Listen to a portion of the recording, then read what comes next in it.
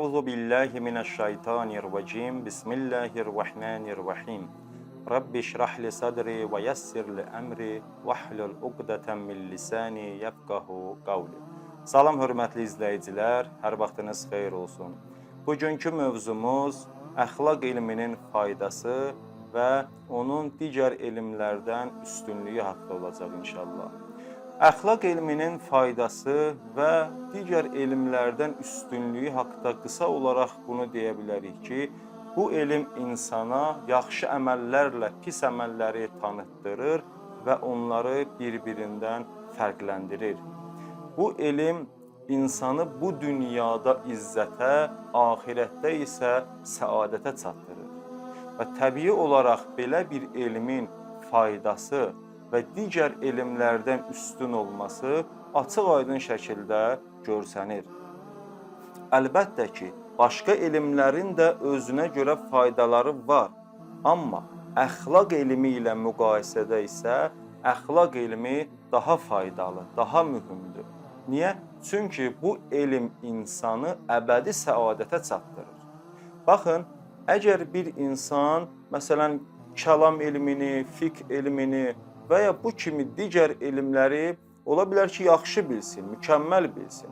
Ancaq bu şəxsin əxlaq elmindən xəbəri olmasa, yəni gözəl əxlaqa sahib olmasa, onun öyrəndiyi digər elmlər bunu, nəinki bu elmlər buna fayda verməyəcək ki, heç bunu uçuruma aparacaq, bunu zəlalətə sürükləyəcək. Çünki əxlaqı gözəl olmayan insanın elmi onu heç vaxt səadətə çatdıra bilməz. Onu uçuruma aparar, onu zəlalətə sürükləyər.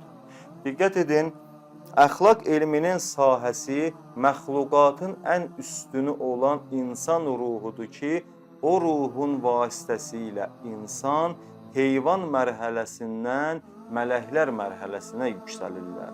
Və eləyə bilərlər ki, insan gözəl əxlaqa sahib olmaqla mələkdən də üstün səviyyə qalxsın.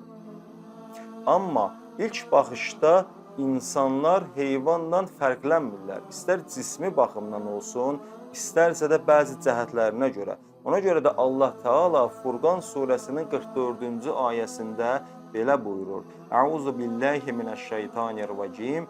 İnhum illə kəl-ən'am. Bəlhum ədallu səbilə. Onlar heyvan kimidirlər. Bəlkə ondan daha da zəlalət yolundadırlar. Daha da azğınlıqdadırlar.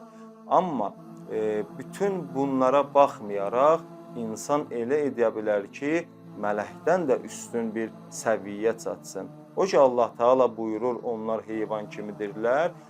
Belə bir şəxslər, belə insanlar qiyamət günü təəssüf hissi ilə belə deyəcəklər. Yə ləytəni kuntu turabə, ey kaş torpaq olaydım.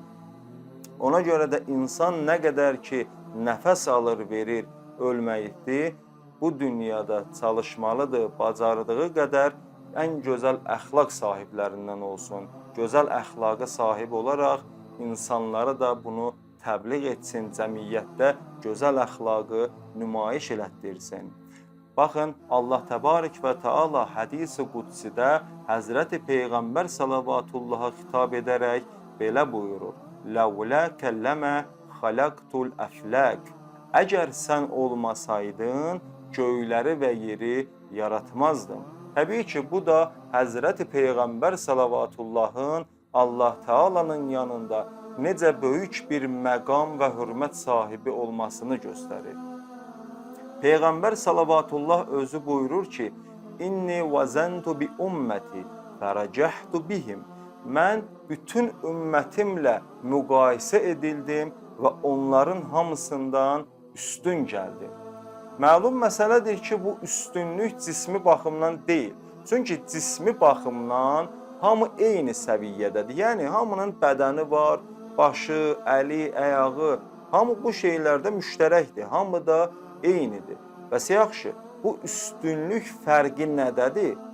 Aydın məsələdir ki, bu üstünlük əxlaqi və mənəvi cəhətdəndir. Elə buna görə də Allah Təbarək və Teala Qələm surəsinin 4-cü ayəsində Peyğəmbər salavatullaha xitab edərək belə buyurur. Əuzu billahi minəşşeytanirracim və innəkə ləalə xuluqin azim. Şübhəsiz ki, sən böyük bir əxlaq sahibisən. Bu da əxlaqın necə böyük bir, belə deyək də, İslamda məqamı olduğunu, necə böyük bir əhəmiyyət kəsb etdiyini göstərir. Buna görə də əxlaq elminin əhəmiyyəti, faydası digər elmlərə nisbətdə daha çoxdur. Baxın, bir elm ki, insanı heyvan mərhələsindən ən yüksək mərhələyə, mələklər mərhələsinə və hətta ondan daha yuxarı qaldırırsa da, bu elmdən üstün, gözəl bir elm ola bilərmi? Əlbəttə ki, xeyr. Bütün bunları nəzərə alaraq elə keçmiş qədim alimlər də öz tələbələrinə, öz şagirdlərinə ilk öncə əxlaq elmini öyrədərdilər. Yəni, başqa elmləri öyrətməzdən öncə onlara əxlaq elmini öyrədərdilər. Niyə? Çünki baxardılar ki, əxlaqı gözəl olmayan bir şəxsə artıq digər elmlərin öyrədilməsinin, yəni onların başqa elmləri də mənimsəməsini faydasız və bihudə görərdilər. Bilirsiniz niyə? Çünki həzm orqanında problemi olan bir şəxs hər nə qədər yemək yeyərsə yesin, onun ona heç bir faydası olmayacaq. Əksinə, o yedikdə də ona zərər verəcək. O yeməklərin ona artıq zərəri olacaq, nəinki faydası. Əxlaqi baxımdan problemi olan insanlar da eyni ilə belədir. Hər nə qədər elm öyrənirlərsə öyrənsinlər, onların da elmləri onlara heç bir fayda verməyəcək. Əksinə, zərəri olacaq, fəsadı olacaq. Ona görə də insan gərək ilk öncə əxlaqını düzəldə, əxlaqi baxımdan özünü paklaşdıra, gözəl əxlaqa sahib ola ki, digər elmlərin də ona faydası olsun, ona belə deyək də zərəri olmasın, o elmlər onu səadətə çatdırsın, nəinki zəlalətə. Allaha and verirəm, izzət-i cəlalına xatir, bizləri də gözəl əxlaqa sahib olan bəndələrindən qərar versin. Vəssalamu aleykum və rəhmətullahi və bərəkətuh.